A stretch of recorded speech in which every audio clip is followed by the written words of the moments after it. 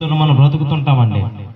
అదేమిటంటే అది అందరికీ తెలుసు, కానీ మనము అది జ్ఞాపకం చేసుకోము. అది మనకి ఎప్పుడు తెలుస్తుందంటే మరణించే సమయంలో మాత్రమే మనకు తెలుస్తుంది. అదేమిటంటే మరణమే. మనము చాలామంది మన పెద్దలు మన తాతలు అందరూ కూడా మరణించారు.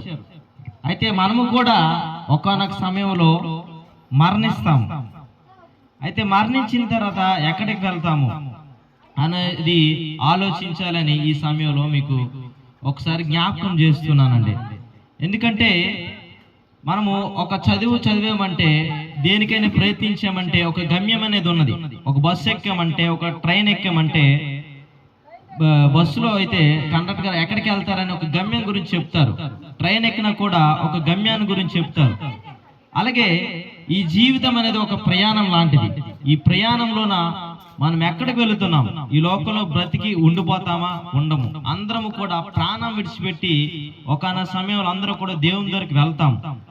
కాబట్టి మనము ప్రతి మత గ్రంథంలో కూడా రెండు మార్గాలు ఉన్నాయి. ఒకటి నరకంలోకి వెళ్తావు, లేకపోతే స్వర్గానికి వెళ్తావు, వైకుంఠానికి వెళ్తావు అని చెప్తుంది. ఒకవేళ ఉన్నాయో లేవో ఎవరు చూసి వచ్చారని అనవచ్చు, కానీ ఒకవేళ ఉంటే మనం ఎక్కడికి వెళ్తాం, లేకపోతే లేదు పర్లేదు. ఒకవేళ ఉంటే స్వర్గము నరకం ఉంటే మనం ఎక్కడికి వెళ్తాం అనేది మనం ఆలోచించాలి.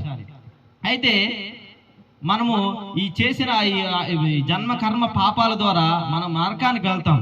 అయితే దీని నుంచి విమోచన పొందితే మనం రక్షణ పొందుకొని పరలోక రాజ్యానికి వెళ్తాం. అయితే ఆ పరలోకానికి ఆ స్వర్గానికి ఒకవేళ ఉండినట్లయితే అక్కడికి వెళ్ళాలంటే ఎట్టి రీతిగా ప్రయత్నించాలి, మంచి కార్యాలు చేయాలి, ధర్మ కార్యాలు చేయాలి అని మనం చెప్తుంటాం.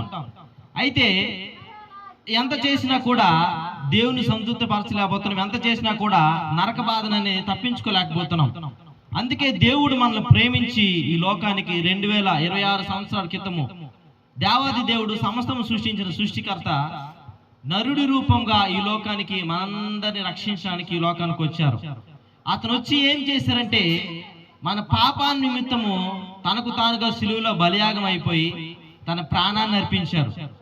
కాబట్టి ఆ పాప విమోచన పొంది మనము రక్షణ పొందుకోవాలి, ఆ పరలోకానికి వెళ్ళాలి, వైకుంఠానికి వెళ్ళాలి. కాబట్టి ఆ దేవుడే నరుడిగా ఈ లోకానికి వచ్చి మనందరి నిమిత్తం కూడా ప్రాణం పెట్టారు. కాబట్టి మనం ఏం చేయాలంటే అతనికి ఏమి డబ్బులు ఇవ్వక్కర్లేదు, ఏమి ఇవ్వక్కర్లేదు, కానీ కేవలం విశ్వసిస్తే చాలు. యేసయ్యా నువ్వు నా కొరకు ప్రాణం పెట్టావు కదా, నువ్వు నా కొరకు సిలువ యాగం అయ్యావు కదా, నాకు పరలోకం ఇస్తావా వైకుంఠం ఇస్తావా అని అడిగితే చాలు, అతను విశ్వసిస్తే చాలు, మనం మరణించిన వెంటనే మన ఆత్మ దేవుని దగ్గరికి వెళ్ళగలదు. కాబట్టి ఒక్క నిమిషం ఆలోచించండి. ఈ లోకంలో సంపాదించిన ఇల్లు ఆస్తి అన్ని విడిచిపెట్టి మనం వెళ్ళిపోతాం. ఒక సమయంలో మరణించిన తర్వాత మన ఆత్మ దేవుని ముందు నిలబడాలి.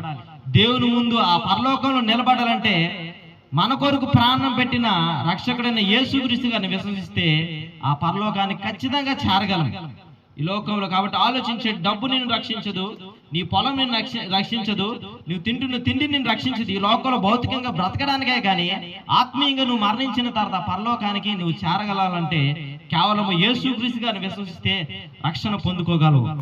కాబట్టి ఆలోచించండి, గ్రహించండి. ఏ బలవంతం లేదు, ఏ మీకు ఇది లేదు, మీ సొంత నిర్ణయమే మీకు రక్షణ కలుగు చేయగలదు. కాబట్టి యేసుక్రీస్తు విశ్వసించండి, రక్షణ పొందుకోండి. ఇచ్చిన వాక్యం దేవుడి దీనికి ఆశించబడును గాక. ఆమేన్.